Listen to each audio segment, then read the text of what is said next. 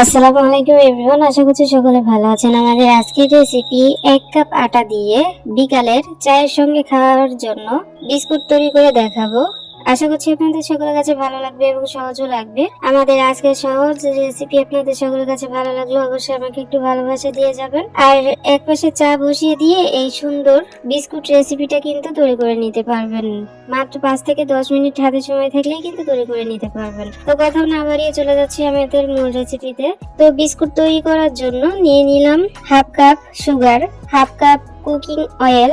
এই দুটো উপকরণ দিয়ে আমি খুব সুন্দর করে ভালো করে মিশিয়ে নেব। ঠিক আছে, অবশ্যই ভালো করে মিশিয়ে নিতে হবে। তেলের সঙ্গে সুগারটা যখন ভালো মতো মেশানো হয়ে যাবে তখন আমি এখানে দিয়ে দিব 1 কাপ আটা। আমি মেজারমেন্ট কাপ দিয়ে মেপে 1 কাপ আটা নিয়েছি, সেখান থেকে আমি হাফ এখানে দিয়ে দিব। হাফ দেওয়ার পর মানে হাফ কাপ আমি এখানে আটা ব্যবহার করব আগে। তারপর একদম 1 চিমটি লবণ, একটু টেস্ট বাড়ানোর জন্য আপনারা এখানে লবণ ব্যবহার করতে পারেন, তবে চাইলে আবার স্কিপও করে দিতে পারেন। তারপরে এখানে দিয়ে দিব 1 চিমটি মতো বেকিং পাউডার। আমি কিন্তু বেকিং পাউডারটা ব্যবহার করেছি। এখন সমস্ত উপকরণগুলো ভালো করে মিশিয়ে নিতে হবে। সমস্ত উপকরণ যখন ভালো মতো মেশানো হয়ে যাবে তখন হাফ কাপ যে আমি আটা রেখেছিলাম সেই হাফ কাপ আটাও আমি এখানে দিয়ে দিব। দিয়ে খুব সুন্দর করে মেখে নিতে হবে। আর অবশ্যই এখানে হাতটাকে ব্যবহার করতে হবে। হাত না ব্যবহার করলে কিন্তু খুব সুন্দর একটা বিস্কুটের ডো কিন্তু তৈরি হবে না। তো অবশ্যই হাত দিয়ে খুব সুন্দর করে আপনারা বিস্কুটের এই ডোটা মেখে নেবেন। ঠিক আছে, তো এখানে মাখতে মাখতে দেখবেন যে একদম সফট হয়ে এসেছে আমাদের বিস্কুটের ডোটা। তো এখানে রেস্টে দেওয়ার কোনো প্রয়োজন নেই, একদম সাথে সাথেই কিন্তু তৈরি করে নিতে পারবেন। তো ইতিমধ্যে আমাদের বিস্কুটের ডো কিন্তু অলরেডি রেডি হয়ে গেছে আর এরকম সফট হবে। আর এখানে কিন্তু কোনোভাবে পানি ব্যবহার করা যাবে না, সম্পূর্ণটাই কিন্তু তেলের উপর ডিপেন্ড করবে আপনাদের এই বিস্কুটের রেসিপিটা কত সুন্দর হবে। তার জন্য অবশ্যই তেলটাকে ব্যবহার করবেন। ঠিক আছে, তো আমাদের যখন বিস্কুটের ডোটা একদম রেডি হয়ে গেছে তখন আমি এখান থেকে ছোট ছোট 4-5টা লেচি করে নিব। তো আমি একই সাইজে 4-5টা লেচি করে নিলাম। আপনারা চাইলে ছোট চামচ দিয়েও কিন্তু ছোট ছোট করে বিস্কুটগুলো তৈরি করে নিতে পারেন। আমি একটু বড় সাইজের করে নিচ্ছি। তারপরে একটা বিস্কুটের একটা লেচি হাতে নিয়ে তারপর 2 হাত দিয়ে একটু হালকা হাতে ঘুরিয়ে ঘুরিয়ে গোল শেপ করে নিতে হবে। একটু গোল করে নেওয়ার পর তারপরে একটু চাপ দিলে দেখবেন যে এটা বিস্কুটের শেপে চলে এসেছে। আমি আমার পছন্দ মতো করে নিচ্ছি বিস্কুটগুলো। আপনারা আপনাদের পছন্দ অনুযায়ী বিস্কুটগুলো কিন্তু তৈরি করে নিতে পারেন। ঠিক আছে, তো আমাদের একটা বিস্কুট যখন তৈরি হয়ে যাবে তখন একটা স্টিলের প্লেটের উপর আমি সামান্য একটু তেল ব্রাশ করে দিয়ে তারপর এর উপরে আমি বিস্কুটগুলো দিয়ে দিব। তো আমি 1 প্লেট তৈরি করে নিলাম।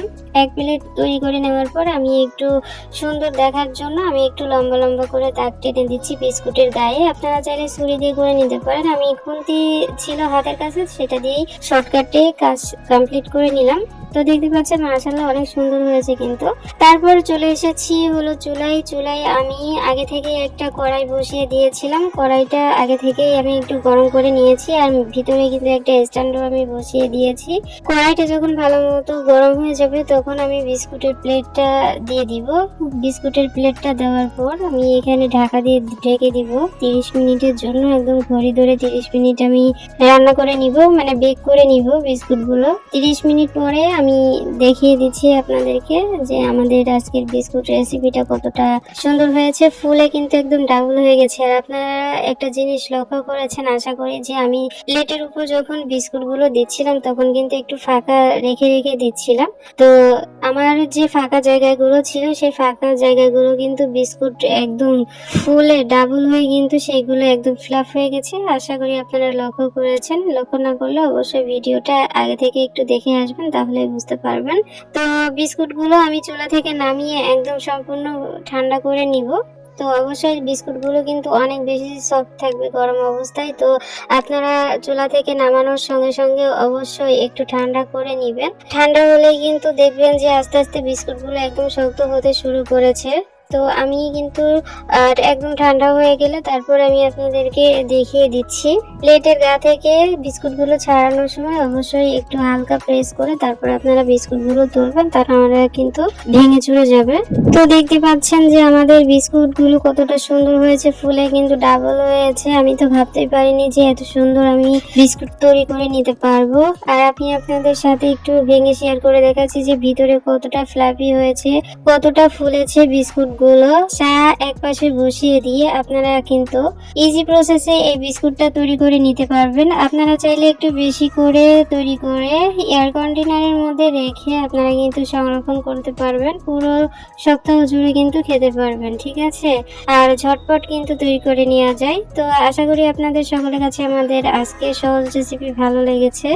ভিডিও ভালো লাগলে অবশ্যই শেয়ার করে দিবেন, কমেন্টস করে জানাবেন আমাদের আজকের রেসিপি কেমন লেগেছে। সবাই অনেক ভালো থাকুন, সুস্থ থাকুন। আমাদের পরবর্তী ভিডিও দেখার আমন্ত্রণ জানিয়ে আজ এখানে বিদায় নিচ্ছি। আল্লাহ হাফেজ।